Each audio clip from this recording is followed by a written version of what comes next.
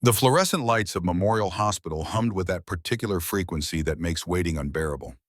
Captain William Brennan, 83 years old, sat perfectly still in the examination room, his weathered hands folded in his lap. The same hands that had gripped the controls of a Sherman tank 80 years ago. The same hands that had reached for brothers he could not save. Dr. Sarah Chen closed the manila folder with a sound that seemed too loud for the moment. She was 40-something, competent, kind. She had delivered this news before. It never got easier. Captain Brennan, she said, and her voice carried that careful gentleness that means the world is about to change. The biopsy results came back, pancreatic cancer, stage 4 metastatic. Bill did not move. Outside the window, March sunshine painted the Kentucky hills gold. Somewhere out there, spring was coming. Somewhere out there, life continued as if nothing had changed. How long? His voice was steady. Decades of command training did not leave you, even when facing the final enemy. Dr. Chen met his eyes. She respected him enough not to soften it. 6 to 9 months, maybe less. I am very sorry. 6 to 9 months. Bill's hands trembled. Not from fear. He had faced death every day for 2 years in Europe. He had looked into the barrel of an 88mm gun and lived to tell about it. Death did not frighten William Brennan, but time frightened him. Because time meant he might not finish what he started 80 years ago. Time meant he might not pass the lesson to the one person who needed it most. His son. Is there, Bill said, carefully, anyone at home with you? Family? Bill looked at her, and for just a moment, the armor cracked. His eyes were wet. My son, he said, David, but he is at Fort Benning right now. Dr. Chen's eyebrows lifted slightly. Military? Bill nodded, and something that might have been pride or might have been terror crossed his face. Tank officer, like his father, like me. The words hung in the sterile air between them. Tank officer. The words carried weight that Dr. Chen could not fully understand. The weight of legacy, the weight of Sherman tanks burning in Belgian snow, the weight of promises broken and brothers lost. Captain Brennan, you should tell him. Soon. I will, Bill said. But first, I need to teach him something. Something I should have taught him years ago. He stood, thanked his doctor, and walked out into the March sunshine. His truck was parked in the visitor lot, a Ford F-150 he had driven for 15 years. Reliable, American-made. He trusted things that worked. The drive home took 20 minutes. Bill did not turn on the radio. He needed silence, needed to think. 80 years ago, in December of 1944, he had made a promise to 2 men, Tommy O'Brien and Jake Martinez, brothers in arms, brothers in blood, though not by birth. He had promised them they would all come home. He had lied, not intentionally, not maliciously, but the road to hell is paved with good intentions, and the road to Stoumont, Belgium, was paved with burning Shermans. Tommy and Jake died because Bill did not understand the weapon that killed them. He did not respect it. He thought American courage and American steel could overcome German engineering. He was wrong. The 88mm gun taught him that lesson with the lives of his brothers. And now his son was deploying. David Brennan, 28 years old, bright and brave and terrifyingly young. David, who would command an M1A2 Abrams tank in Europe. David, who might face Russian T-90s or Chinese Type 99s or whatever new monster the next war would bring. David, who did not know the story of Tommy and Jake. David, who did not understand that surviving war is not about courage, it is about knowledge. Bill pulled into his driveway, a small ranch house on the outskirts of Louisville. He had lived here alone since his wife Margaret passed 4 years ago. Cancer, like him, the house was too quiet now, too full of memories. He went to his study, a small room lined with books about military history and mechanical engineering. On the desk sat his laptop, a concession to modernity he had learned to tolerate. The screen glowed to life at his touch. 3 new emails, 2 were spam, 1 was from David. Bill clicked it open and his heart clenched. Dad, I got my orders. Deploying to Europe next month with 1st Armored Division. Training on the new M1A2 SCPV-3. Pretty incredible machine. Remember you told me about Sherman versus Tiger? Well, now I'll face whatever Russia's got. Wish me luck. Love, David.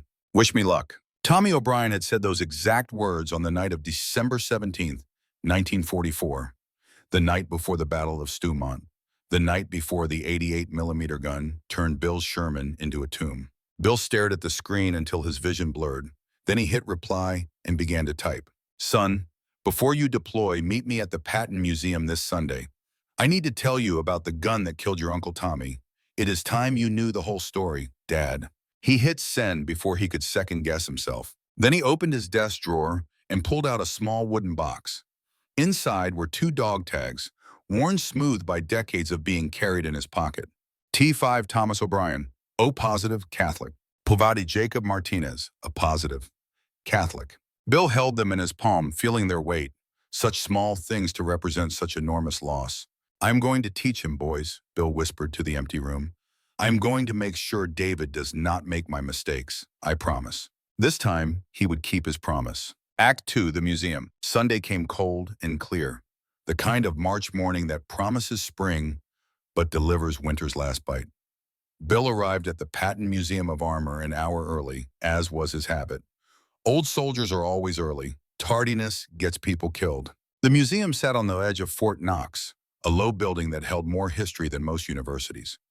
Inside were the machines that had shaped the 20th century. Shermans and Panzers and T-34s. The steel dinosaurs of a war that killed 60 million people.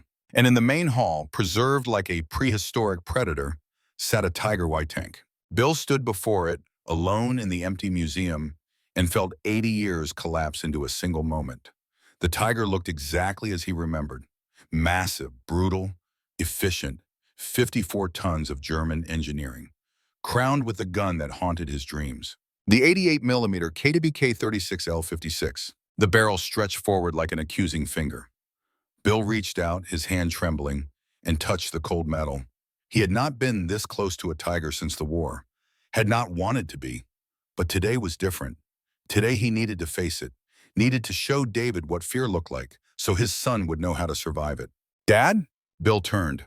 David stood in the entrance, backlit by morning sun, and for a moment Bill saw him as he really was. Not the confident tank commander, not the decorated officer, but the boy who had skinned his knee learning to ride a bike. The teenager who had asked Bill endless questions about the war, questions Bill had deflected with jokes and half-truths. The son he had failed to prepare. David crossed the floor, his boots echoing in the empty space. He wore civilian clothes but moved with military precision. 28 years old, lean and strong, with Bill's eyes and Margaret's stubborn chin. He embraced his father, and Bill felt how thin he had become. The cancer was working fast. "Dad, you look," David hesitated. "Thin, are you okay?" Bill stepped back, forcing a smile he did not feel. "I am fine. Come, I want to show you something." He led David to the Tiger and watched his son's face as the reality of the machine settled in. Most people did not understand scale until they stood next to it. The Tiger was not just big, it was overwhelming. "This is the actual Tiger?" David asked. "The one you fought?" "No," Bill said, "but it is the same model, same gun, the 88mm that killed Tommy and Jake, your godfather and your uncle." David went quiet. Bill rarely spoke about Tommy and Jake, had spent 8 decades avoiding the subject. Some wounds are too deep to touch. "You know why I brought you here?" Bill asked. David studied his father's face, trying to read the unspoken words. "To scare me?" Bill shook his head slowly. "To prepare you. David, in war, there are 2 types of men. Those who understand their enemy's weapons, and those who die not knowing why." The words landed heavy in the quiet museum. David looked at the Tiger again, seeing it differently now. Not as a museum piece, but as a gravestone. "Tell me," David said softly. "Tell me what happened." Bill took a breath. It was time. Time to open the wound he had spent a lifetime trying to close. Time to turn pain into purpose. "To understand what happened," Bill said, "you need to understand where I started. Who I was before I learned to fear that gun." Act 3, Fort Knox, May 1943. The young Bill Brennan was 22 years old and bulletproof. That is how he thought of himself then. Bulletproof, untouchable, invincible in the way that only the young can be when death is an abstract concept and war is an adventure waiting to happen. Fort Knox in May was hot and humid, the Kentucky air thick enough to chew. Bill stood with 4 other men in front of a Sherman M4 tank, their new home for the next 18 months. Sergeant Major Frank O'Reilly, a weathered veteran of the First World War, walked the line like a drill instructor from a movie. "Gentlemen," O'Reilly said, his voice graveled by cigarettes and shouting, "meet your crew." First was Tommy O'Brien, 21 years old from South Boston, with red hair and a smile that could charm saints and sinners alike.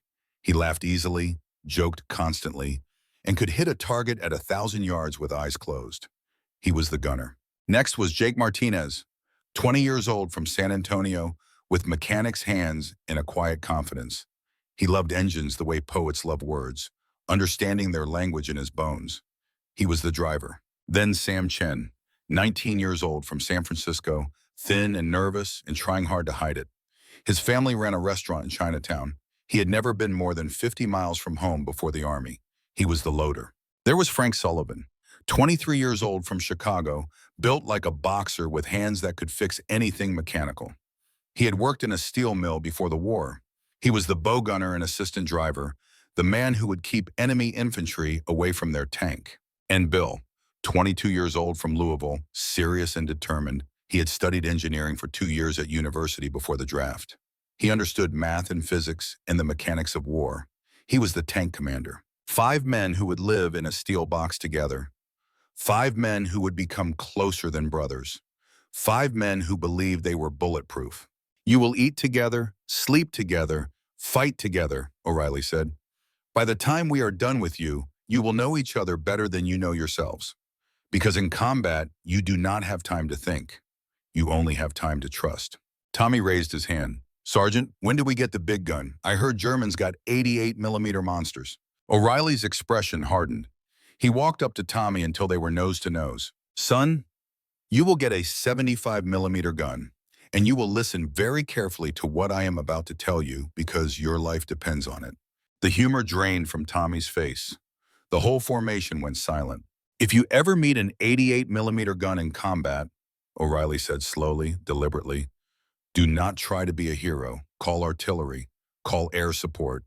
Call God if you think he is listening. But do not, under any circumstances, try to outshoot it.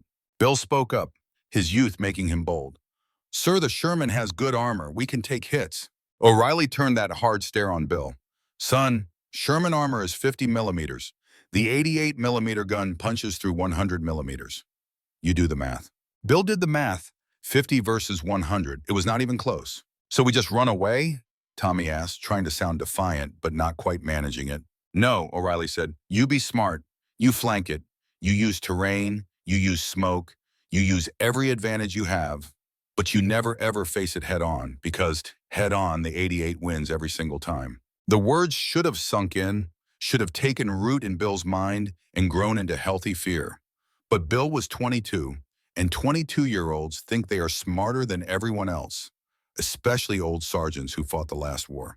Bill and Tommy exchanged a look. The look said, old man is too cautious. The look said, we will be fine. The look said, Ayahamo said, we are bulletproof. They were wrong. That night, the 5 of them sat in a bar just outside the base, drinking cheap beer and pretending they were not scared. Every soldier pretends. It is part of the uniform. We are going to be the best crew in the company, Jake said, raising his bottle. Right? Damn right, Tommy agreed. Bill is the smartest TC they have got. I am the best gunner. Jake never misses a gear. Sam here. He clapped the nervous kid on the shoulder. Sam is going to keep us in ammo, and Frank will keep the krauts off our hull. Frank grinned. Damn straight. Anybody gets close, they meet Chicago steel. Sam managed a weak smile. I do not want to freeze up. What if I freeze in combat? Tommy's expression softened. For all his bravado, he had a good heart. Hey kid, we have got each other. Bill will keep us alive. I will keep the enemy dead. Jake will keep us moving. You just keep loading shells. We will all go home together. Bill raised his bottle. Gentlemen, I promise you, if we work as a team, if we trust each other, we will survive this. All of us. No man left behind. They clinked bottles, and in that moment, they believed it. Believed in each other. Believed in American steel and American courage. Believed they were bulletproof. Tommy looked at Bill with eyes that were suddenly serious. Bill, you better keep that promise. I will, Bill said. I swear it. The lie tasted like beer and hope. Bill paused in his story, his voice roughening with emotion. David stood beside him in the present-day museum, watching his father's face. That was the first time I lied to my brothers, Bill said quietly. Dad, David started, but Bill raised a hand. I did not know it was a lie then. I believed it. But belief does not stop 88mm shells. Knowledge does, respect does, and I had neither. David reached out, placed a hand on his father's shoulder. The roles had reversed. The son comforting the father. What happened? David asked, though he was not sure he wanted to know. To understand what happened, Bill said, you need to know where the 88 came from, not just as a weapon, but as an idea. He turned away from the tiger and walked to another exhibit. David followed. Act 4, The Birth of Thunder. They stood now before a Flak 88 anti-aircraft gun, its long barrel pointed at the ceiling as if still searching for bombers that would never come. The 88mm gun, Bill said, was not born to kill tanks. It was born to kill airplanes. He gestured to the information plaque, but he did not need to read it. He had memorized this history decades ago in his quest to understand the weapon that had destroyed his life. 1920s. Germany is recovering from the First World War. Versailles Treaty limits their military, but they find ways around it. They need air defense. Bombers are getting faster, flying higher. They need a gun that can reach 6,000 meters altitude with a shell heavy enough to matter. Bill walked around the gun, his engineer's eye appreciating the design despite the pain it represented. The smallest caliber that could do the job was 88 millimeters. Smaller meant lighter weight, higher rate of fire, better mobility. They figured that anything bigger than an 88 wouldn't be particularly mobile and would have to be on rail or static mounts, generally speaking. Not useful for a modern army. David studied the gun. It looked almost delicate compared to the Tiger's main gun, though they were the same caliber. Interesting how context changes perception. They took the projectile and cartridge from the Navy's existing guns to save development time, Bill continued. Started delivering them around 1934. Called it the Flak 18, even though it was new, probably to confuse foreign intelligence. Did it work? David asked, as an anti-aircraft gun? Yes, Bill said. It was excellent at its designed role. But here's the thing, David, here's where the story gets interesting. Bill's voice took on a different quality now. Not the voice of a father telling a story, the voice of a professor teaching a lesson. They requested 2 types of fuses for the shell, timed fuse for anti-aircraft work, and contact fuse for ground targets, just in case, because even air defense guns might find themselves subjected to a direct attack. Smart, David said. Prudent, Bill corrected. They were not planning to use it against tanks. But then fate intervened in Spain. The museum lights seemed to dim, or maybe it was just Bill's memory, pulling him into the past, into a story he had pieced together from archives and interviews, and the words of the man who started it all. Hans Dieter. Lieutenant Hans Dieter, 18 years old, Legion Condor, Spanish Civil War, November 1936. Hans was a gunner, not a philosopher. He did not think about the moral implications of war. He thought about trajectories and wind speed and keeping his crew alive. He and his unit sat outside Madrid with 4 Flak 88 guns pointing at empty sky, while infantry fought and died in the streets below. We came to fight, Hans would later tell researchers, his words preserved in archives Bill studied. But all we did was watch clouds. Then came November 7th, 1936. 3 T-26 Soviet tanks fighting for the Republican side attacked German positions. The infantry had only 37mm anti-tank guns. The shells bounced off the T-26's 15mm armor like pebbles off a wall. Panic spread. The position was being overrun. Hans received the radio call. Flak battery, we need support. Tanks. We are anti-aircraft, Hans protested. We do not have armor-piercing rounds. We do not care what rounds you have. Just shoot. Hans made a decision that would echo through history. Load high explosive, he ordered his crew. Contact fuse. We will try. His loader, a young man named Gunther, stared at him like he had gone mad. Hans, rounds are for planes. They will not penetrate armor. Hans looked at the approaching T-26, running the math in his head. 9-kilogram shell, 840 meters per second, 15mm armor plate. The kinetic energy alone might be enough to cause catastrophic failure even without penetration. Maybe they do not need to penetrate, Hans said. Maybe they just need to break things. The T-26 closed to 600 meters. Hans adjusted the sight, dropping the elevation to 0 degrees. Pointed the anti-aircraft gun at a ground target for the first time in its brief life. Fire. The gun bucked. The shell flew straight and true at 840 meters per second. It struck the T-26's front armor with the force of a meteor. The shell did not penetrate in the classical sense, did not punch a neat hole through the plate.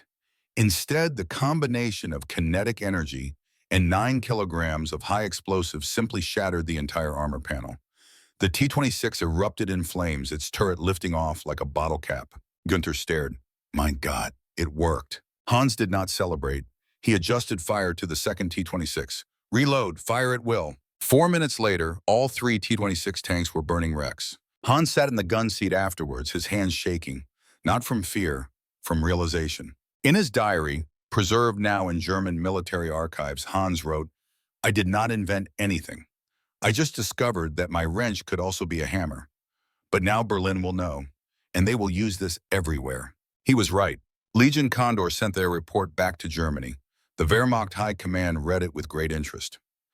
The 88mm gun could serve dual purpose, anti-aircraft and anti-tank.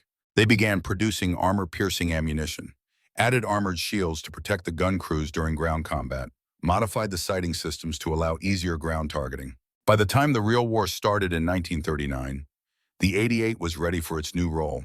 But it was still officially an anti-aircraft gun, still too big, too heavy, too awkward for dedicated anti-tank work. The Wehrmacht preferred their mobile 37mm and 50mm guns for that purpose. The 88 was just insurance, just in case. Bill turned back to David in the present-day museum. So it was an accident? Partly, Bill said. Hans Dieter did not set out to create a tank killer. He just tried to survive with the tools he had. But Berlin learned, they tested, they refined. By 1940, when the real war came, the 88 was not an accident anymore. It was a strategy. He led David to a photograph display. Images from France, 1940, the fall of France, Blitzkrieg in action. This is where it stopped being a fluke, Bill said, and started being a nightmare. Act 5, the doctrine. Major Otto Richter was 38 years old in May of 1940, and he had seen war before. The First World War had taught him that tanks were the future, and that the future was terrifying. So when the British Matilda II tanks appeared at Arras with their 78mm armor, immune to German 37mm and 50mm guns, Otto did not panic. He adapted. All panzer units, withdraw! The radio crackled with fear. Matildas are impenetrable. Otto stood in his command post, studying the map, calculating angles and distances. He commanded a flak battalion. 12 88mm guns. Officially, they were there for air defense. Officially, flak battalion. Otto said into his radio, his voice calm as a surgeon's. Deploy all 12 guns. Form defensive line. Ground target mode. His adjutant stared at him. Herr Major, we are anti-aircraft. Otto looked at the man with the patient expression of someone explaining the obvious. Not anymore. The 12 guns deployed in a spread line, camouflaged by trees and farm buildings. Otto had learned in the First War that concealment beats armor. The enemy cannot kill what the enemy cannot see. The Matilda IIs advanced, confident in their invulnerability. British crews had been told that German anti-tank guns could not harm them. This was true.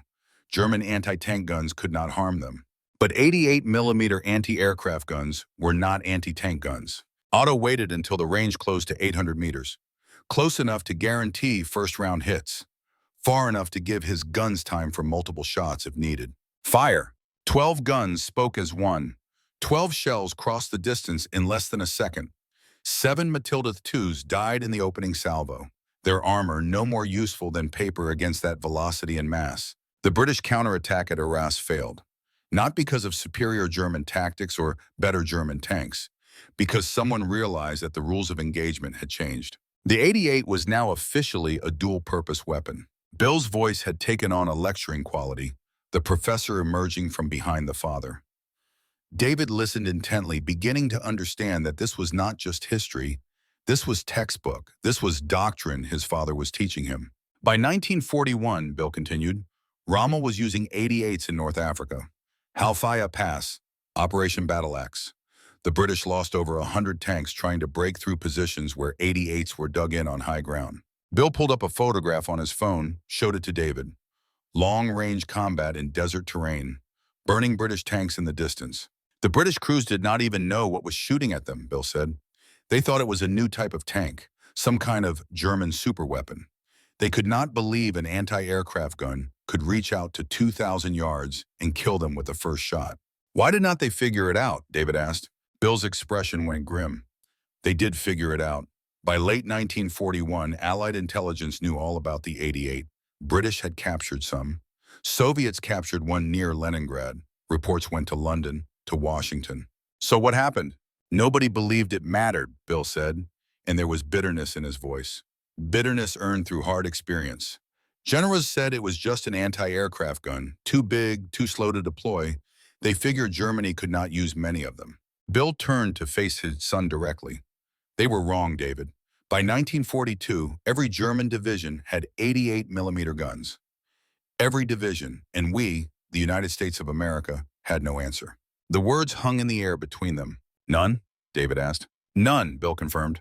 Our 76mm gun was still in development, would not reach Europe in significant numbers until late 1944.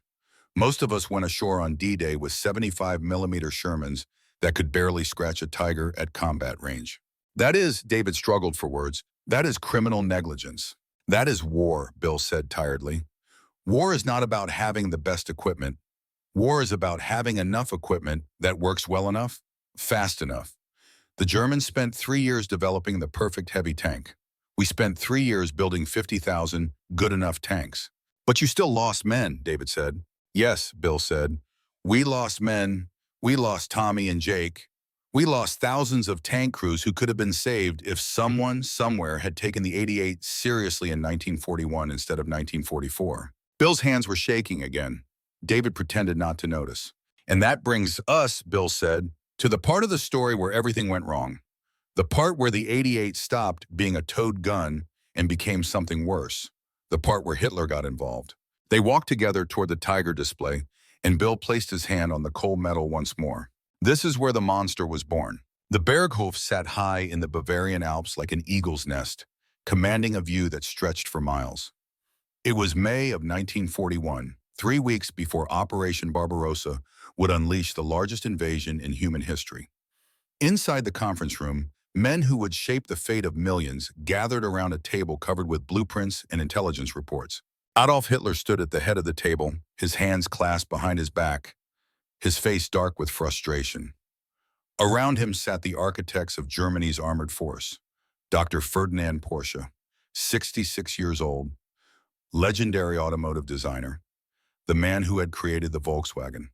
Erwin Aders, 42, chief engineer at Henschel, pragmatic and precise. Colonel Friedrich von Kleist, 47, head of Wehrmacht tank development, a soldier who understood that wars are won with logistics, not dreams. Gentlemen, Hitler said, and his voice carried that particular edge that made generals nervous. I have reports from our intelligence services. The Soviet Union has deployed a new tank. The KV-1, 90 millimeters of armor. Our 50mm guns cannot penetrate it. He picked up a photograph, slapped it on the table. A grainy image of a massive Soviet tank, angular and brutal. We also have reports of the T-34, sloped armor, 45 millimeters thick. Effective protection equivalent to 90 millimeters flat plate, fast, maneuverable, and we have no counter. The room fell silent. These men had built the panzer divisions that conquered Poland and France. They had believed German armor was supreme. Now they were being told they were obsolete before the war even reached Russia. Hitler turned to Porsche. Doctor, what do you have for me? Porsche stood, confident in the way that only brilliant men can be when they believe their genius will solve everything. He unrolled a blueprint. Mein Führer, I propose a 45-ton tank and with a 75mm L-70 high-velocity gun. Electric drive for superior control and packaging efficiency. Revolutionary design that will dominate any battlefield. Hitler studied the drawing. 75 millimeters. Can it penetrate 90 millimeters of armor? Porsche hesitated just for a moment, just long enough to reveal doubt. At 500 meters, possibly, with tungsten core ammunition, certainly. Hitler's eyes narrowed. Possibly? Dr. Porsche, I do not invade Russia on possibly. I need certainty. I need my tanks to kill Soviet tanks before Soviet tanks kill my soldiers. He turned to Aders. Henschel, what do you offer? Aders stood slowly, a working engineer uncomfortable in rooms filled with ideology and ambition. He placed a simpler drawing on the table. Mein Führer, we propose a 45-ton tank with the 88mm flak gun. It already penetrates 100 millimeters of armor at 1,000 meters. Proven in combat in France and North Africa. Reliable, available. Hitler leaned forward, interest sparking in his eyes. The 88 in a tank? Is that possible? Technically, yes, Aders said carefully. The turret will be large, heavy. The tank will likely exceed 50 tons when fully loaded, but it will kill any tank the Soviets have. I do not care about weight, Hitler said flatly. I care about killing KV-1 tanks before they kill my panzers. What else? Colonel von Kleist cleared his throat. Mein Führer, there is one other option. The Waffe 0725, a 75mm squeeze-bore gun, uses tungsten core projectiles, can penetrate 120 millimeters. Hitler's face lit up.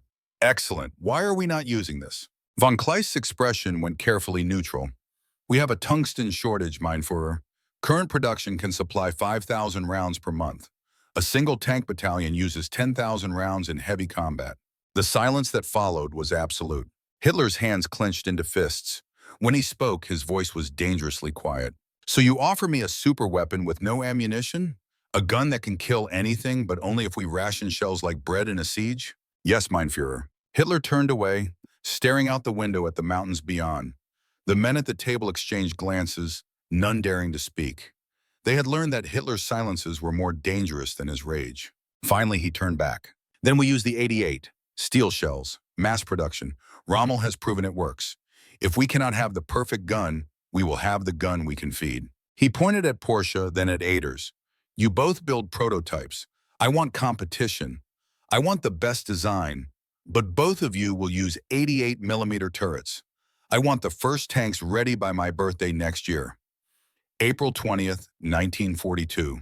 11 months. Make it happen. The men nodded. None of them pointed out that 11 months was barely enough time to design a new tank, let alone build and test it. When Hitler gave a deadline, the deadline was met or people disappeared. One more thing, Hitler added. I want 100 tanks by summer of 42. 100. Split the contract. Porsche gets 50. Henschel gets 50. Whoever performs better gets the full production run. He dismissed them with a wave and the engineers filed out, already calculating the impossible mathematics of compressed development timelines and insufficient resources. Bill paused in his narration, standing in the museum with David beside him. They had moved to a display showing the development history of the Tiger tank. Photographs of Hitler, of engineers bent over drafting tables, of early prototypes. So Hitler himself chose the 88, David asked. Bill nodded. He did, not because of genius, because of logistics. Germany was already running short of tungsten in 1941, and it only got worse. The 88 used regular steel shells. You could make thousands per day. David studied the photographs, seeing the pressure on those engineers' faces even across 80 years. 11 months to design and build a heavy tank, that is insane. War does not care about reasonable timelines, Bill said. War cares about results. And sometimes impossible deadlines produce extraordinary machines. Sometimes they produce disasters. The Tiger was both. He gestured toward the next exhibit. Come, let me show you what happened when two brilliant men tried to meet an impossible deadline. Act 2, the race. Stuttgart and Kassel. Two German cities, two engineering teams, two completely different philosophies about how to build the tank that would decide the fate of nations. In Stuttgart, Dr. Ferdinand Porsche worked with the fervor of a man who believed he was creating the future. His design office was organized chaos, young engineers running calculations, draftsmen updating blueprints 3 times a day, prototype parts scattered across workbenches. Porsche's vision was revolutionary. Electric drive, diesel engines running generators, electric motors driving the tracks, no mechanical transmission, no drive shaft, no torque converter, just clean, efficient electrical power. This is the future of armored warfare, Porsche told his chief engineer, a talented young man named Klaus who was beginning to have doubts. Electric drive gives us design freedom. We can place the engine anywhere. The turret can rotate freely. It is elegant. Klaus studied the blueprints, doing thermal calculations in his head. Dr. Porsche, an electric motor powerful enough to move 54 tons will generate enormous heat. In combat, in summer, with the crew and ammunition and engine all in one enclosed space, the temperature inside will be unbearable. Porsche waved away the concern. We will add cooling fans. We will manage the heat. Klaus, I have designed cars for 30 years. This will work. Klaus did not argue further. When Porsche made up his mind, argument was futile. 300 kilometers north in Kassel, Erwin Aders took a different approach. His office was quiet, organized, methodical, every decision documented, every calculation checked twice. Ader's vision was pragmatic: mechanical transmission, traditional drivetrain, proven components wherever possible. The goal was not elegance. The goal was a tank that would start every morning and run all day and could be repaired by a mechanic with basic tools in a muddy field. Gentlemen, Aders told his team, this tank will be driven by 20-year-old boys who are terrified and under fire. It will be maintained by mechanics who are exhausted and working in the dark. We do not build for perfection, we build for reliability. His lead designer nodded. Mechanical transmission is heavier, takes up more interior space, makes the tank harder to steer. I know, Ader said, but every mechanic in the Wehrmacht knows how to fix a mechanical transmission. How many know how to repair electric motors under field conditions? The answer was obvious. Both teams placed orders with Krupp for turrets. Krupp was Germany's premier armaments manufacturer, the company that had built artillery for the Kaiser, that had built the guns that shelled Paris in the First World War. If anyone could build a turret for the 88mm gun, it was Krupp. The order landed on the desk of master craftsman Heinrich Becker, 53 years old, a man who had spent 35 years working steel, who could judge the quality of a well by sound alone, who understood metal the way musicians understand music.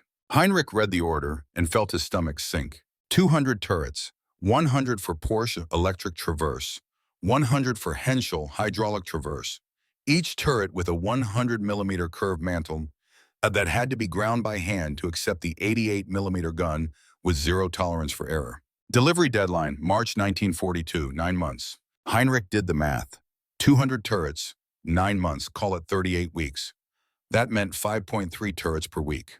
And each turret required 300 man-hours of work, much of it highly skilled. He called his production manager. This is impossible.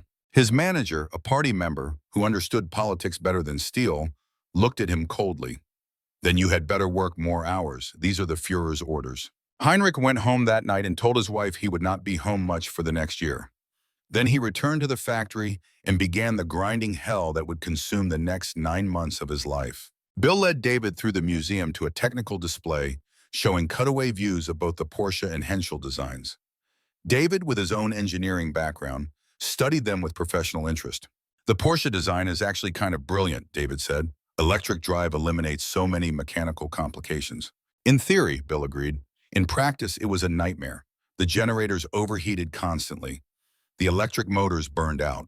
The system was so complex that field repairs were nearly impossible, and it was expensive, hugely expensive. He pointed to the Henschel design. This one was boring, conventional, but it worked. Otters understood something that Porsche did not. War is not won by the most advanced technology. War is won by the technology that functions when everything goes wrong. David nodded slowly, and Bill could see him filing this lesson away. Good. These were the lessons that kept you alive. But both designs used the same turret, David asked. Initially, yes, Bill said. Krupp built turrets that could work with either electric or hydraulic traverse, but there were problems. Act 3, the grinding hell. Winter in Essen was cold and dark. The sky perpetually gray with industrial smoke. The Krupp factory ran 24 hours a day, the sound of machinery never stopping. The smell of hot metal and cutting oil permeating everything. Heinrich Becker stood in front of a partially completed turret, studying the mantlet where the 88mm gun would mount. The mantlet was a curved piece of armor, 100 millimeters thick, designed to deflect incoming shells away from the gun. But the curve had to be perfect. The gun had to fit with zero play. Too loose and the gun would be inaccurate. Too tight and it would bind. The only way to achieve this tolerance was to grind it by hand. Heinrich picked up his grinding tool, felt its familiar weight, and began to work. The tool screamed against hardened steel, throwing sparks that burned his forearms. His hands vibrated constantly, the tremor traveling up through his wrists and elbows and shoulders until his whole body shook with the frequency of metal being shaped. 3 hours later, he had removed 2 millimeters of material from a 20-centimeter section. He had 50 more sections to go on this turret alone, and 199 more turrets after that. His hands cramped. He ignored them. His back ached. He ignored it. This was what duty meant. This was what serving Germany required. By December, the factory had completed 15 turrets. They were behind schedule. Heinrich works 16 hours a day now, sleeping on a cot in the factory, going home only on Sundays to see his wife and remember what daylight looked like. His diary entry from December 15th, 1941. I am 53 years old. I can feel every year in my bones tonight. We finished turret 23 today. My hands shake so badly I can barely hold a pen. I dropped a coffee cup this morning and watched it shatter, and I felt like the cup, fragile, ready to break. We have 177 more to go. God help us. But the turrets kept coming, slowly, painfully, one after another. Heinrich drove his team like a man possessed, because he was possessed by the knowledge that tank crews would depend on his work, that soldiers would live or die based on whether his tolerances were tight enough, his wells strong enough, his workmanship perfect enough. By March of 1942, Krupp had delivered 90 turrets, still short of the target, but close enough that the prototypes could be fitted and tested. The testing ground at Kummersdorf, south of Berlin, saw its first heavy snow in December of 1941. The Porsche prototype, designated VK45.01P, arrived on December 10th. The Henschel prototype, VK45.01H, arrived 2 days later. The testing schedule was brutal. Both tanks had to prove they could drive 100 kilometers without breakdown, had to prove their guns could hit targets at various ranges, had to prove their armor could withstand enemy fire. Day one of Porsche testing went well. The electric drive was smooth, nearly silent compared to conventional tanks. The turret traversed quickly. The gun was accurate. Day three was different. The temperature dropped to -10 Celsius overnight. When the test crew tried to start the Porsche Tiger, the diesel generators coughed, sputtered, struggled. It took 40 minutes of preheating to get them running. Once running, they immediately began to overheat despite the cold, the cooling system inadequate for the thermal load. Day 5, one of the electric drive motors caught fire. The crew extinguished it quickly, but the motor was destroyed. Replacement would take 3 weeks. The Henschel Tiger, meanwhile, started reluctantly but consistently. The mechanical transmission was loud and difficult to shift. The tank was slow, ponderous, less responsive than the Porsche, but it worked. Every day it worked. Not elegantly, not efficiently, but reliably. The test officers wrote their reports with careful diplomatic language. The Porsche design showed promise, but required further development. The Henschel design was ready for production with minor modifications. Nobody wanted to tell Porsche that his revolutionary tank was not as revolutionary as he believed. Bill paused again, checking his watch. They had been in the museum for over an hour. David showed no signs of fatigue, absorbed in the story. The Porsche Tiger was actually more advanced, David said. It sounds like they killed it for political reasons. No, Bill said firmly. They killed it because it did not work. This is important, David. Advanced technology is worthless if it is not reliable. In war, reliable beats advance every single time. He walked to a photograph of Hitler's birthday parade. April 20th, 1942. This is where it all came together, or fell apart, depending on your perspective. Act 4, the birthday disaster. Berlin in April was awakening from winter. The trees in the Tiergarten showing the first hints of green. The air carrying that particular smell of spring that makes you believe anything is possible. The streets along Unter den Linden were lined with soldiers, civilians, party officials, everyone gathered to celebrate the Führer's 53rd birthday. The military parade was always the centerpiece. Tanks, artillery, infantry, all marching in perfect synchronization, a demonstration of German military might. This year, there would be something special.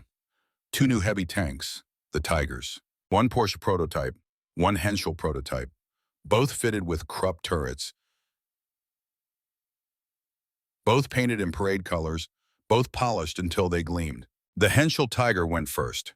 It rumbled down the parade route at exactly 15 kilometers per hour, its engine loud but steady, its transmission grinding through the gears with mechanical certainty. Not elegant, but powerful, intimidating. Hitler watched from his reviewing stand, nodding approval. Then came the Porsche Tiger. It started well. The electric drive was smooth, almost silent compared to the Henschel. The tank glided forward with an almost eerie grace, like a predator instead of a machine.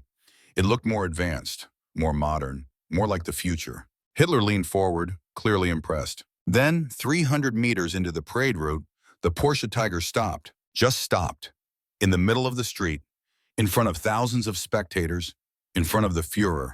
Inside the tank, the crew panicked. The generator had overheated. Again. The thermal management system, already operating at maximum capacity, had finally failed under the stress of the parade. The driver frantically worked the controls, trying to restart. Nothing. Outside, the crowd murmured. Officers looked at each other nervously. Hitler's expression went from interest to confusion to barely controlled rage. The Porsche Tiger sat there silent and dead for 3 minutes. 3 minutes that felt like 3 hours. Finally, the generator caught, the electric motors whirred back to life, and the tank limped forward, trailing thin smoke from the engine compartment. Erwin Aders, watching from the crowd, kept his face carefully neutral. But later, his colleagues would swear they saw him smile. Just for a moment, just a tiny curl at the corner of his mouth. The message was clear. Porsche had promised revolution and delivered embarrassment. Henschel had promised reliability and delivered exactly that. The decision was made, though not officially announced, for several more months. Politics required careful handling. Porsche was Hitler's friend. Porsche had designed the Volkswagen, the people's car, a propaganda triumph. Porsche could not simply be rejected. Instead, the orders were quietly restructured. Porsche would receive a contract for 90 tanks to save face. But the main production run would go to Henschel, 1,350 tanks, all Henschel design, all mechanical transmission. There was one complication. Krupp had already built 50 Porsche turrets designed for the electric traverse system. These turrets worked fine, but they had a distinctive rounded front that some engineers worried created a shot trap. Incoming shells might deflect downward off the curved mantelet and penetrate the thin roof armor of the hull. The solution was simple. Mount the Porsche turrets on Henschel hulls for the first 50 production tanks. Tank number 250 through 300 would have Porsche turrets on Henschel chassis. After that, all Tigers would use the improved Henschel turret with its flatter face. This created an interesting historical footnote. The famous Porsche turret Tiger was not actually a Porsche tank at all. It was a Henschel tank wearing a Porsche turret, a compromise between politics and engineering. Heinrich Becker, reading the news in his factory, felt relief wash over him like cool water. 199 turrets built, 50 Porsche style, 149 Henschel style. His hands would never stop shaking, his back would never stop aching, but the work was done. He went home that night and slept for 16 hours straight. Bill showed David photographs of both turret styles, pointing out the differences. The rounded Porsche mantlet versus the flatter Henschel design, the subtle changes in armor angle. My tank, Bill said quietly, the one that killed Tommy and Jake, had the Henschel turret. Does not matter which turret, though. The gun was the same, the 88mm KWK-36L56. That is what killed them. David was quiet for a moment. Then carefully he asked the question that had been building throughout the story. Dad, when did you encounter it? When did you face the Tiger? Bill's hands were shaking badly now. He gripped the edge of the display case to steady them. Not yet, he said. I am not ready to tell that part yet. First, you need to understand what happened to me between Fort Knox and Belgium. You need to understand how I went from a confident kid who thought he was bulletproof to a terrified man who watched his friends burn. He led David toward the exit. Come, we need fresh air. And I need to tell you about the journey from training to combat. About the months where I learned to be a soldier and forgot to be afraid.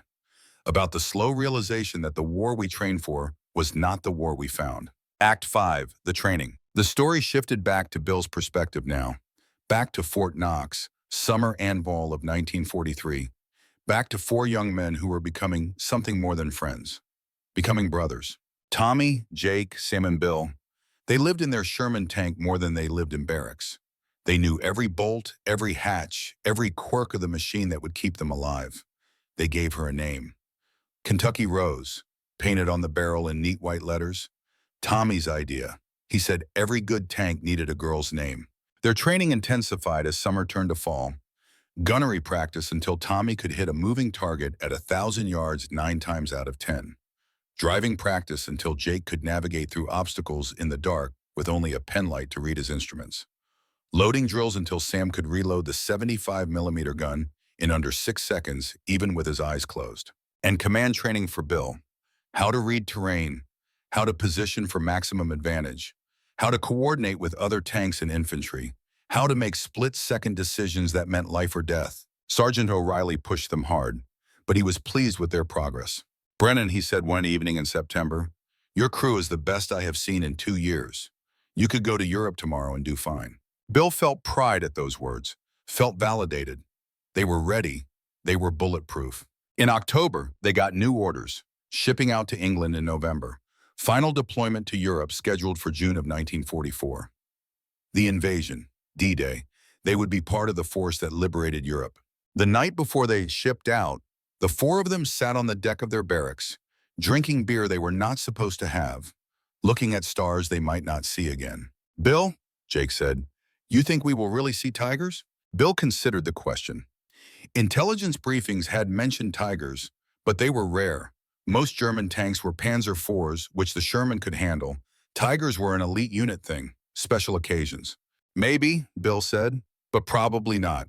Europe is big, tigers are rare. Odds are we will spend our time shooting at Panzer IVs and getting shot at by infantry, just like training." Sam, always nervous Sam, spoke up. "But what if we do see one? What do we do?"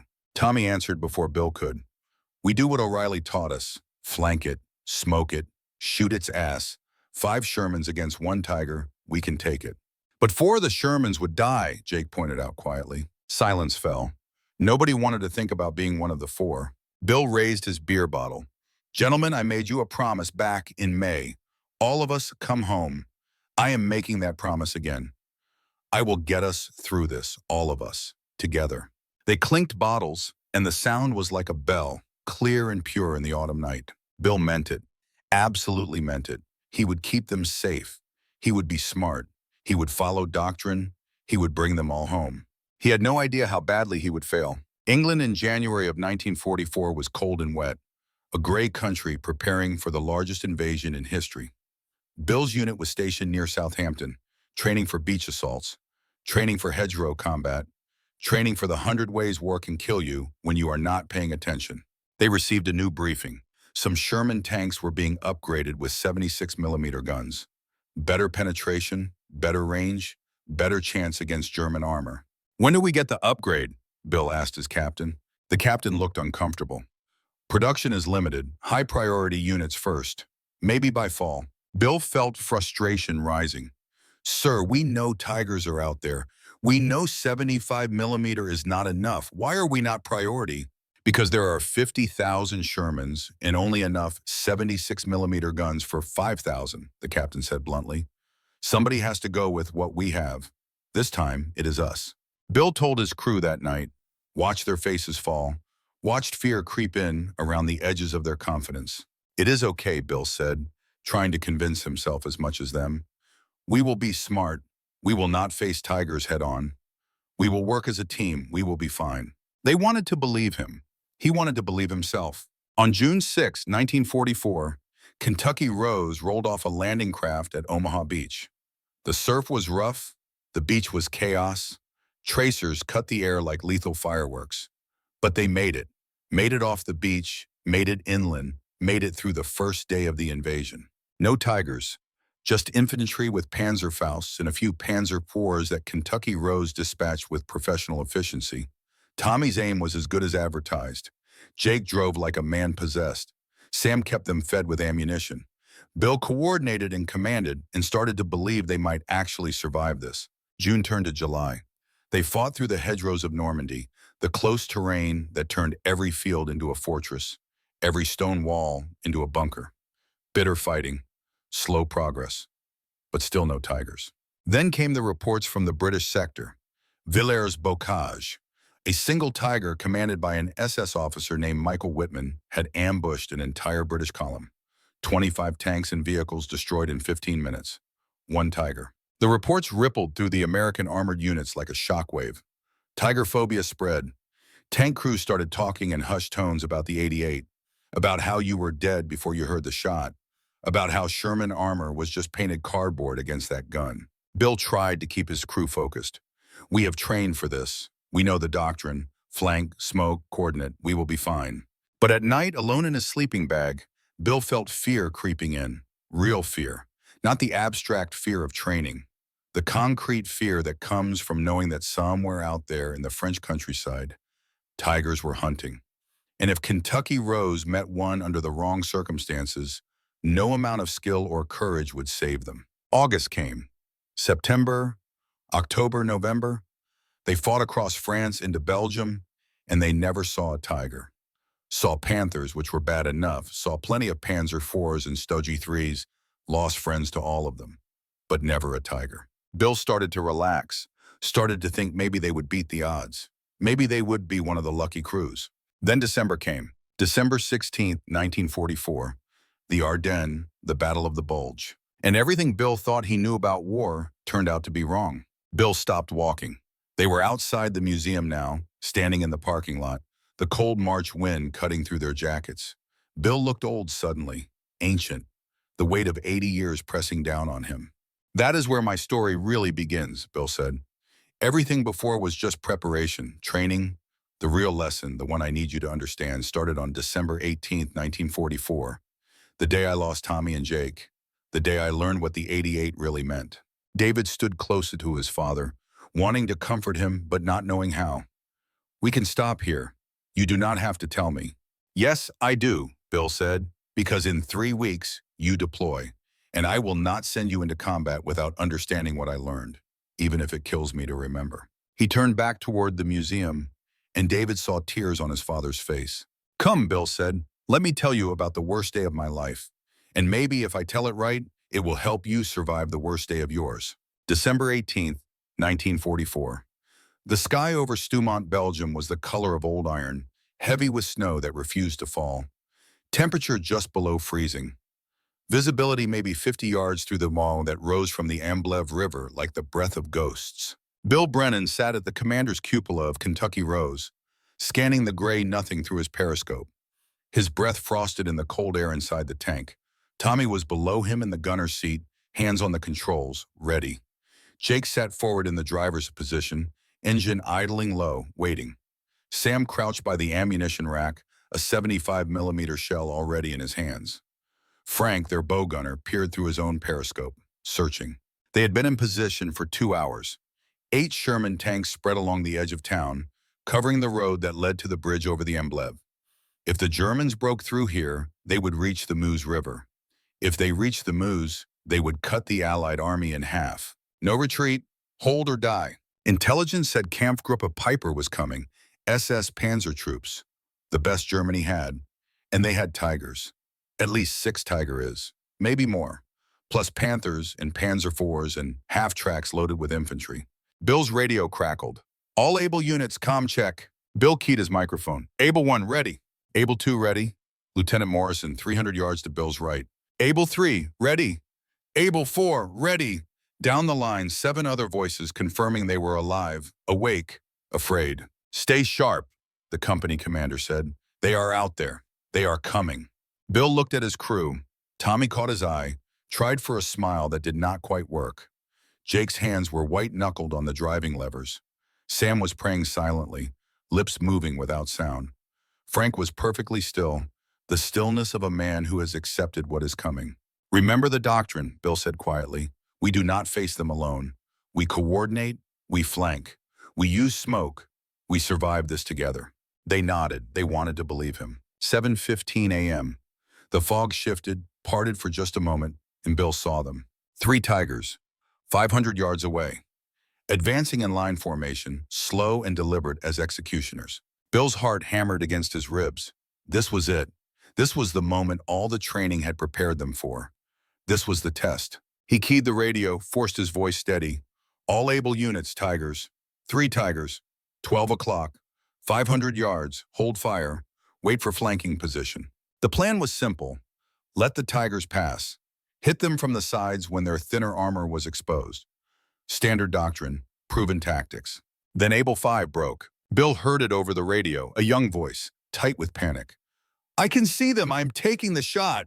"Able 5, no!" Bill screamed into the microphone. "Wait for position. Wait for—" The crack of a 75mm gun split the morning. Bill watched the tracer arc across the distance, watched it strike the front armor of the lead Tiger, watched it bounce off like a stone, skipping on water. Harmless. Futile, worse than futile. Because now the Tigers knew they were there. The lead Tiger's turret rotated with terrible precision, smooth, unhurried, confident. Able 5, reverse, Bill was screaming now. Get out of there! Too late. The 88mm gun spoke once. Just once. A sound like the world tearing in half. Able 5 exploded. Not burned, not brewed up. Exploded. The entire tank came apart in a ball of fire and smoke and metal fragments. Crew dead before they knew what happened. Shit! Bill pounded his fist against the turret rim. All units, smoke and maneuver. Do not sit still. He dropped into the turret. Jake, reverse 20 yards, then left. Tommy, load smoke. Sam, move. Kentucky Rose lurched backward, tracks churning frozen mud. Bill popped smoke grenades. White phosphorus billowed, obscuring their position. Standard drill. They had practiced this 1,000 times. Around them, other Shermans were doing the same, reversing, firing smoke, trying to gain position. Some succeeded, some did not. Able 3 radioed, I am hit, transmission gone, bailing out. Able 7, got side shot on Tiger 2, firing. The sharp crack of a 76mm gun. Different sound from the 75. Harder, meaner. Bill watched through the smoke as the round struck the side armor of the second Tiger. Watched it penetrate. Watched smoke pour from the Tiger's engine deck. Good kill, Able 7, Bill shouted. Keep moving. But the other 2 Tigers were already reacting. Tiger 1 rotated toward Able 7. Tiger 3 was advancing into town, searching. The 88 fired again. Able 7 erupted in flames. Bill felt ice in his stomach. 2 Shermans dead in 90 seconds. This was not training. This was not doctrine. This was slaughter. Jake, take us around the church, Bill ordered. Fast. Kentucky Rose maneuvered through rubble and abandoned vehicles, engine roaring. Jake drove like a man possessed, shifting gears with practiced precision, despite the terror that must have been screaming in his head. Bill searched for targets through his periscope. There, Tiger 3, 300 yards, side exposed, facing away. Perfect. Tommy, you see it? Got it. Tommy's voice was tight but steady. Side shot, 300 yards. Fire! The 75mm gun bucked. The shell flew true, 300 yards in less than a second. Impact on the Tiger's side armor, 80mm thick, well within the penetration capability of their gun at this range. The shell bounced. Bill stared in disbelief. What? How? Tommy was already working the math. Angle was too steep. Armor was angled. We need to aim lower. But there was no time for a second shot. The Tiger had heard them, was rotating its turret. Bill could see the 88mm barrel swinging toward them with nightmarish slowness, like watching your own death approach in a dream. Jake, back us up, now! Jake slammed the transmission into reverse. The Sherman lurched backward, but the transmission hesitated. Just for a second. Just long enough. The Tiger's turret stopped rotating. Locked on target. The 88mm barrel was pointed directly at Kentucky Rose. Time became strange. Bill could see everything with perfect clarity. The German tank commander, visible through his cupola, looking through his sight. The barrel of the gun, huge and dark and absolute. His own crew. Tommy's hands on the firing controls. Jake desperately working the transmission. Sam holding the next shell, frozen. Frank trying to bring his machine gun to bear. Bill opened his mouth to order evasive action. The Tiger fired. The world became noise and light and violence. The 88mm shell crossed 300 yards in less than a third of a second. Struck Kentucky Rose at the junction between the driver's position and the transmission. The shell was armor-piercing, capped ballistic cap. PZGR 3943, weight 10.2 kilograms. Muzzle velocity 790 meters per second. Kinetic energy at impact approximately 3.1 million joules. Sherman front armor was 63 millimeters at the glacis plate, 51 millimeters at the transmission housing. The shell went through like paper, penetrated clean through the transmission, detonated inside the crew compartment.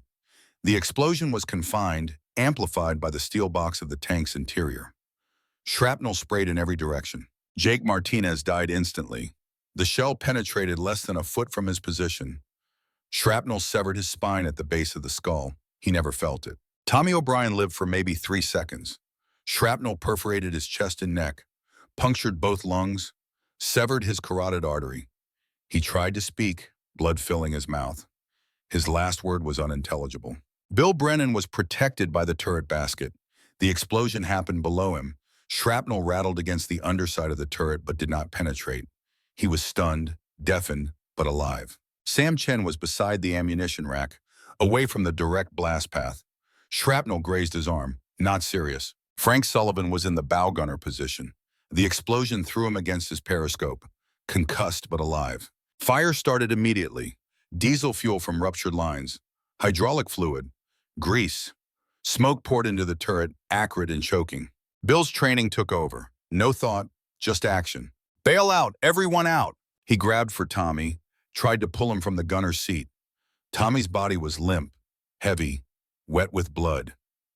Bill pulled harder, crying, screaming Tommy's name. Sam grabbed Bill's shoulder. Bill, we have 10 seconds before the ammo cooks off. We have to go. I am not leaving him. Bill was sobbing now, still pulling at Tommy's body. Frank climbed up from below. Bill, Jake is dead. Tommy is dead. We have to leave them.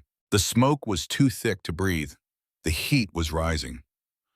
Bill could hear ammunition starting to cook off in the racks, small pops that would become explosions. He let go of Tommy, hated himself for it, but he let go, climbed out of the commander's cupola, Sam and Frank right behind him. They hit the ground running, got 30 yards away. Kentucky Rose exploded. The ammunition finally reached critical temperature. 75mm shells detonated in chain reaction. The explosion blew the turret completely off the hull, sent it spinning through the air like a coin. The hull itself simply came apart, steel plates peeling back, revealing the inferno inside. Tommy and Jake were still in there. Bill collapsed on the frozen ground, hands over his head, screaming. Not words, just animal sounds of grief and rage and guilt. Sam and Frank pulled him to cover behind a stone wall, held him as he shook and sobbed, and tried to go back for his friends, even though his friends no longer existed in any meaningful sense. The battle continued around them. More explosions, more radio chatter. The Americans were falling back, trading space for survival. The Tigers had won this engagement, as they always did. Bill Brennan sat against that stone wall and felt something break inside him that would never fully heal. He had promised them, all the way back at Fort Knox in May of 1943. He had promised they would all come home. He had lied. Bill stopped speaking. His voice had gone hoarse from the telling. They were back inside the museum now, sitting on a bench in front of the tiger exhibit. Bill's face was wet with tears he made no effort to hide. David sat beside his father, one hand on the old man's shoulder. He could not find words. What do you say to that? What comfort exists for a wound 80 years old but still bleeding? Dad, David finally managed, his own voice thick. It was not your fault. Bill shook his head slowly. I was tank commander. Everything was my fault. Tommy and Jake trusted me to keep them alive. I failed. You did everything right, David insisted. You followed doctrine. You tried to flank. Able 5 broke formation, not you. I should have anticipated that, Bill said. Should have known a green crew would panic. Should have positioned differently. Should have... Dad, stop. David's voice was firm now. You were 24 years old, facing the most effective tank gun of the war, in the worst winter offensive in history. You did your best. That is all anyone can do. Bill looked at his son, seeing in David's face the same determination he had seen in Tommy and Jake. The same youth, the same belief that courage and skill could overcome anything. That is why I am telling you this, Bill said quietly, because doing your best is not always enough. Because sometimes the enemy has better equipment, and no amount of bravery changes that. And because I need you to understand that surviving war is not about courage, it is about knowledge. He stood, joints creaking, and walked back to the Tiger. After the war, Bill said, I spent a year in Germany, used my military access to interview captured tank crews, engineers, logistics officers. I needed to understand, needed to know why the 88 was so effective. He placed his hand on the Tiger's hull. I found Hans Dieter, the gunner from Spain, the man who first fired an 88 at a tank. I found Heinrich Becker, the craftsman who built the turrets. I found records from the Hitler meeting. I pieced together the entire story. Why, David asked, why torture yourself? Bill turned to face him. Because Tommy and Jake deserve to know why they died, and because future soldiers deserve to not die the same way. Act 2, the investigation. Bill's voice took on a different quality now. Less emotion, More analysis. The professor emerging from the grieving veteran. I learned that the 88 was not a super weapon. It was an accident that became a strategy. 20% accident in Spain, 30% pragmatism in using available technology, 30% politics with Hitler's interference, 20% excellent German engineering.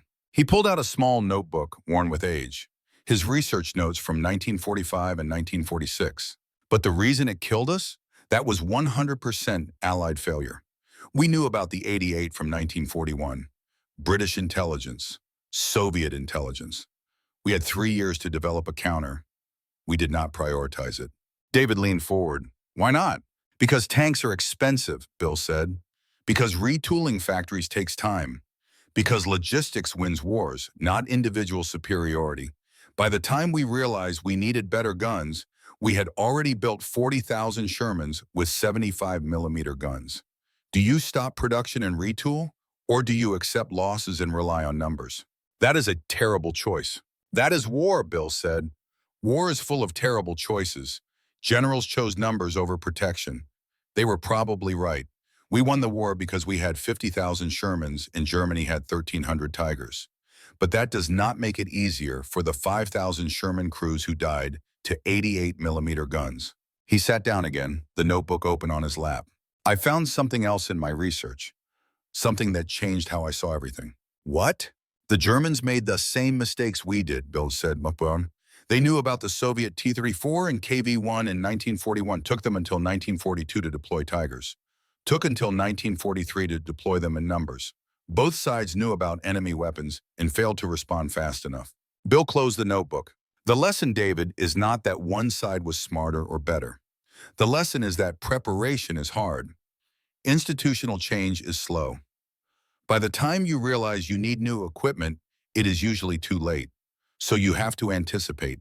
You have to respect enemy capabilities before they prove them in your blood. David absorbed this. It was not the patriotic story he had expected, not the tale of American ingenuity overcoming evil. It was messier, more human, more real. What happened after the battle? David asked. After you lost Kentucky Rose? I refused reassignment to a new tank, Bill said. Requested transfer to intelligence section. Spent the rest of the war analyzing German tactics and equipment, trying to save other crews the way I could not save mine.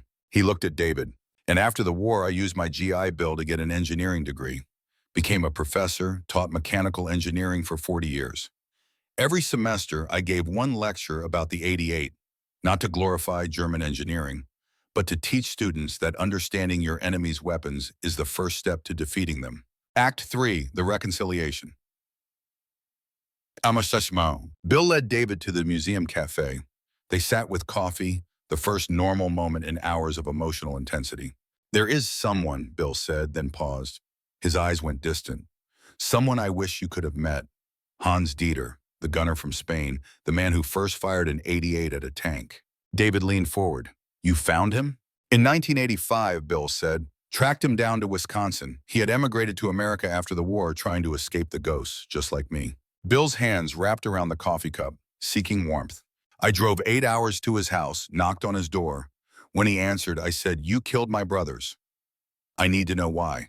Bill's voice took on the quality of memory, of a conversation 40 years past, but still vivid. Hans invited me in, made coffee. We sat in his living room for 6 hours.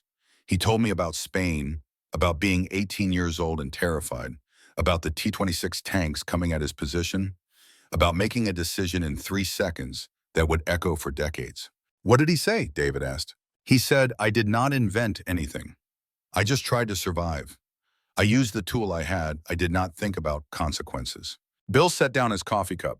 I wanted to hate him. I came there to hate him, but I could not.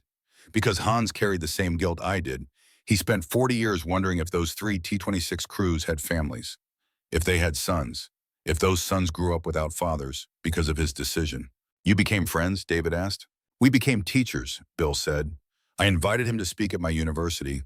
We gave joint lectures about weapon development ethics, about unintended consequences, about how good men can create terrible things without meaning to. Bill pulled out his phone, scrolled through old photos, showed David an image from 2003. 2 old men standing in front of a classroom, Bill and Hans. Brothers forged not in war, but in the aftermath of it. This was the last lecture we gave together, Bill said. October 2003. Hans died that December. Heart attack. He was 85 years old. David studied the photo. Hans looked like someone's grandfather. Kind eyes, gentle smile. Not a monster, just a man who had lived with terrible knowledge. He taught me something important, Bill continued. The men who create weapons are not the same as the men who misuse them. The 88 killed millions.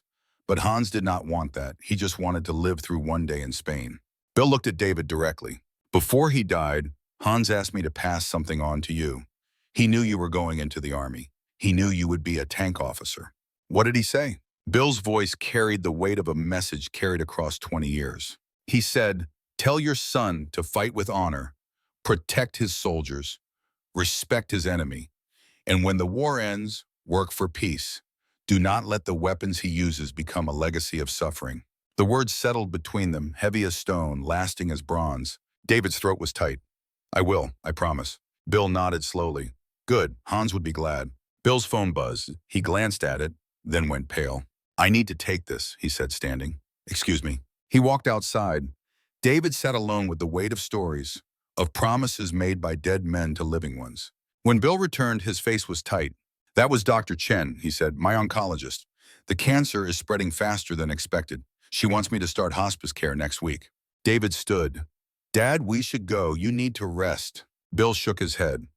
"No, not yet. There is one more thing I need to tell you, the most important thing." He pulled an envelope from his jacket, sealed, addressed to David in Bill's careful handwriting. "I wrote this last night," Bill said, "in case I ran out of time before I could say it in person. But I am going to tell you now while I still can." Act 4, the final lesson. They stood outside the museum, in the parking lot, wind cutting through their jackets. Bill held the envelope but did not open it. "David, you are deploying in 3 weeks. You will command an M1A2 Abrams. Best tank in the world. Better armor than anything I had. Better gun, better sensors, better everything."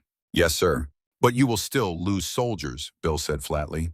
"It is not if, it is when. No matter how good your equipment is, no matter how well you train, war kills people. That is what war does." David nodded, not trusting his voice. "When that happens," Bill continued, "you will want to blame yourself. You will go over every decision, wondering what you could have done differently. You will carry that guilt for the rest of your life." Bill's voice cracked. "I know, because I have carried Tommy and Jake for 80 years. He handed the envelope to David. "Do not make my mistake. Do not let guilt destroy you. Yes, you are responsible for your crew. Yes, you make the decisions, but you cannot control everything. Sometimes the enemy just has better position, better equipment, better luck." Bill gripped David's shoulders. "Your job is not to never lose anyone. Your job is to give them every possible chance to survive. You do that by knowing your enemy, respecting their weapons, adapting faster than they do, learning from every engagement." "I will," David said. "I promise." "Good," Bill said. "Now the lessons I need you to remember. Are you ready?" David nodded. Bill held up one finger. "First lesson, respect the enemy's weapon. Do not dismiss it because you have better technology. The Germans thought the 88 would never face tanks. We thought Sherman armor was good enough. Both sides were wrong." Second finger, know its history. How was it developed? What is its doctrine? That tells you how the enemy will use it. I did not know the 88's history until after Tommy and Jake died. Do not make that mistake. Third finger, adapt faster than the enemy. The 88 succeeded because it adapted from anti-aircraft to anti-tank. You must be ready to adapt too. Fourth finger, logistics beats technology. Tiger was a better tank than Sherman. We won because we had 50,000 Shermans. Numbers matter, reliability matters, availability matters. Fifth finger, protect your crew above all else. They trust you with their lives. Honor that trust. Do not waste it on ego or glory. Bill lowered his hand. And finally, the most important lesson, the one I learned too late. He pulled out the dog tags, Tommy's and Jake's, pressed them into David's hand. War is not about killing the enemy. War is about bringing your people home. Every decision you make, every risk you take, ask yourself, am I protecting my soldiers or am I satisfying my pride?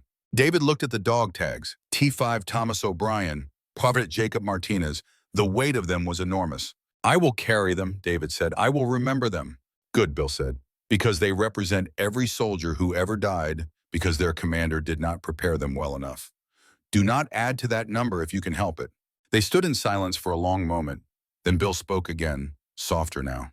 I am proud of you, son, not because you are a tank officer, because you are a good man who cares about his soldiers. Tommy and Jake would be proud too. David embraced his father, feeling how thin he had become, how fragile. I love you, Dad. I love you too, Bill said. Now go, deploy, do your duty, and come home safe. Act 5, Epilogue. 6 months later, October 2024, the Patton Museum held a small memorial service. Captain William Brennan, U.S. Army, retired, 1921 to 2024, died peacefully at home on October 3rd after a brief illness. Somewhere after him, the museum had installed a plaque near the Tiger exhibit. Captain William Brennan, U.S. Army, tank commander, educator, historian. He taught us that understanding our enemy's weapons is not weakness, but wisdom. He taught us that losing brothers in war is not failure, but tragedy. We honor by learning. He taught us that the best memorial to the fallen is ensuring their lessons save future generations. In memory of all who served in Sherman tanks, especially T5 Thomas O'Brien and Povert Jacob Martinez, KIA December 18, 1944, Stoumont, Belgium. David Brennan stood before the plaque in his dress uniform. Captain now, recently promoted. He had deployed to Europe, spent 7 months on the border, trained with Allied forces, faced no combat but learned constantly. He had carried Tommy and Jake's dog tags every day. A reminder. A promise. Marcus stood beside him, another veteran, 68 now. He had served in Vietnam, understood loss. Your father was a good man, Marcus said. My son is Army tanker now, deploying the next month. I told him your father's story. He is studying everything he can about Russian and Chinese armor. David smiled despite the pain. That is what Dad wanted, the knowledge passing forward, the lessons learned. Captain Brennan? David turned, a young lieutenant, maybe 23, nervous. Sir, I heard you speak at Fort Benning about the 88, about your father's experience. It changed how I think about my job. I just wanted to say thank you. David shook his hand. What did you learn? The lieutenant thought for a moment. That preparation is love. That knowing the enemy's capabilities is how you protect your soldiers. That technology is not enough without knowledge. Then my father's lesson reached you, David said. Pass it forward. The lieutenant saluted and left. David opened the envelope his father had given him 6 months ago. He had not read it before now, had not been ready. The letter was short, written in Bill's shaky handwriting. David, by the time you read this, I will be gone. Do not grieve too long. I lived a full life. 83 years is more than Tommy and Jake got, more than I deserved after failing them. But I did not fail you. I taught you what I learned. I passed the knowledge forward. That is how we honor the dead, not by monuments or medals, by making sure their deaths meant something, by saving the next generation. You will lose soldiers, son. It is inevitable. When it happens, remember, you are not me. You have better training, better equipment, better knowledge than I had. But most importantly, you have something I did not have when I was your age. You have respect for the enemy's capabilities. You will not underestimate them the way I underestimated the 88. That respect will save lives, maybe not all of them, but some, and that is all we can ask. I am proud of you. Mom would be proud of you. Tommy and Jake are proud of you. Hans Dieter, from wherever good soldiers go, is proud of you. Come home safe. Bring your soldiers home safe. That is all that matters. Love, Dad. David folded the letter carefully, placed it in his uniform pocket. Then he saluted the plaque, saluted his father, saluted Tommy and Jake, saluted Hans Dieter, saluted all the tank crews who faced the 88 and did not come home. I promise, he said quietly. I will remember, I will learn, I will bring them home. He turned and walked toward the exit. Behind him, the Tiger stood silent, its 88mm gun still pointing at nothing, at everyone, at history itself. A weapon that started as an accident became a nightmare. And finally, through the sacrifice of men like Tommy and Jake, through the dedication of men like Bill, through the remorse of men like Hans, became a lesson. The best armor is knowledge. The best weapon is wisdom. And the highest honor we can give the fallen is to ensure their sacrifice teaches the living.